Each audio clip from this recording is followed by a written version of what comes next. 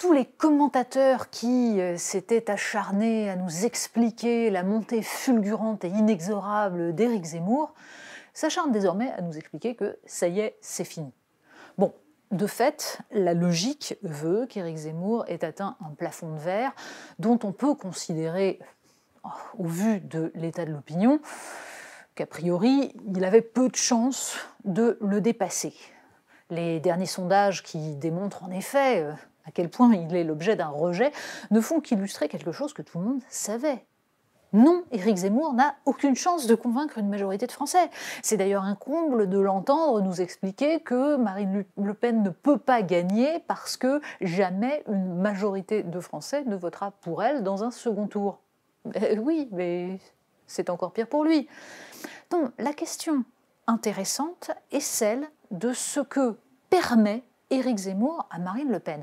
Parce que de fait, Éric Zemmour n'incarne pas la même histoire idéologique que Marine Le Pen. Il est d'ailleurs plus proche du père que de la fille sur les questions libérales, sur la vision véritablement réactionnaire qu'il porte, même si en fait ce n'est même pas la lignée idéologique de Jean-Marie Le Pen. Éric Zemmour, c'est le maurassisme français, le plus classique, c'est la dimension authentiquement réactionnaire au sens originel de ce terme, c'est-à-dire la critique des Lumières et de la Révolution française, ce que ne porte pas exactement Jean-Marie Le Pen, qui est plus dans une tradition authentiquement fasciste, de même d'ailleurs que sa fille, dans un style différent, Marine Le Pen étant plus dans une sorte de syncrétisme populiste, très XXIe siècle. Bref, la question de savoir si Éric Zemmour constitue un réservoir de voix pour Marine Le Pen est en train de se poser. Et on voit à quel point Éric Zemmour reste fondamentalement, tout simplement, un polémiste, un journaliste, un auteur de livres à succès. Il n'a jamais réfléchi à la façon dont on réglait concrètement les problèmes. Et là encore, les reproches qu'il adresse à Marine Le Pen sont extrêmement cocasses. En effet, quand il lui reproche de n'avoir jamais rien géré, de n'avoir jamais fait ses preuves, on rigole.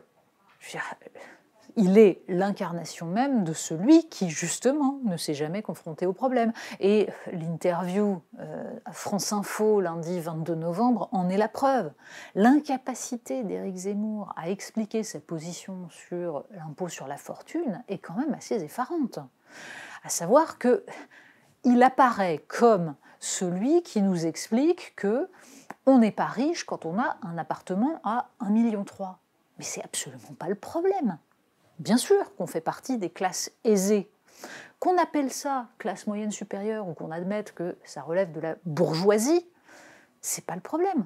Le problème est d'expliquer que la réforme de l'impôt sur la fortune imposée par Emmanuel Macron favorise non pas les riches, c'est-à-dire ceux qui, en effet, possèdent un appartement de 100 mètres carrés à Paris, mais les ultra-riches, ceux justement qui ont tous les moyens de jouer sur les niches fiscales. L'incapacité d'Éric Zemmour à expliquer clairement cela montre à quel point il s'enferre dans cette posture surplombante de celui qui, à travers l'histoire, va juger l'époque contemporaine. C'est très bien, c'est très intéressant, mais ça n'est absolument pas ce qu'attendent les Français qui étaient tentés de voter pour lui. Donc, par-delà le problème idéologique, par-delà la posture de ceux qui s'indignent face à la montée d'une extrême droite qui serait dangereuse pour la France, la question est de savoir qui, concrètement, a les épaules, quels que soient les choix idéologiques. Et très clairement, on a une Marine Le Pen qui, en 2017, a fait la preuve de son incompétence, et un Éric Zemmour qui est en train de faire de même.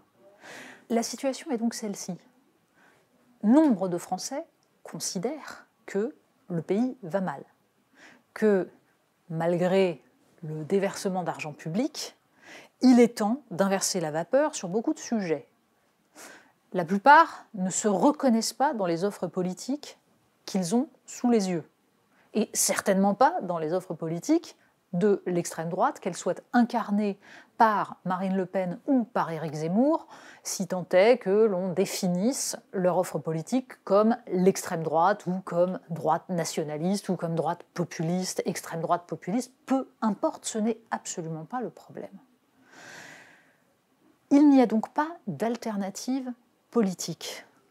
En revanche, une chose est claire, la somme des scores d'Éric Zemmour et de Marine Le Pen traduit non pas l'idée que les Français auraient sombré dans le fascisme, mais bien qu'il y a une attente extrême de quelque chose qui soit différent, qui offre une véritable alternative au système tel qu'il existe et tel qu'Emmanuel Macron l'incarne.